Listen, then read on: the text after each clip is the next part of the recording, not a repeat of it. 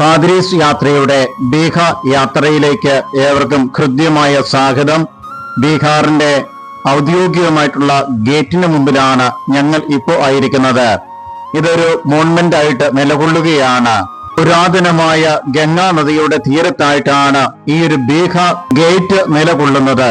Civilisation gate എന്നുള്ള പേരിലും ഇത് അറിയപ്പെടുകയാണ്. സാൻഡ്സ്റ്റോൺ ഉപയോഗിച്ചാണ് ഈ ഒരു മോൺമെന്റ് പൂർണ്ണമായിട്ടും നിർമ്മിച്ചിരിക്കുന്നത്. ബീഹാർ എന്ന സംസ്ഥാനത്തിന്റെ രൂപീകരണത്തിന് വേണ്ടി രക്തസാക്ഷികളായ ഓരോ വ്യക്തികൾക്ക് വേണ്ടിയും മഹൽ വ്യക്തികൾക്ക് വേണ്ടിയിട്ടുമായി ഈ ഒരു മോൺമെന്റ് ഇന്നും ബീഹാറിന്റെ പാട്ന എന്ന് പറയുന്ന ഹൃദയഭാഗത്ത് തലയുയർത്തി നിൽക്കുകയാണ്.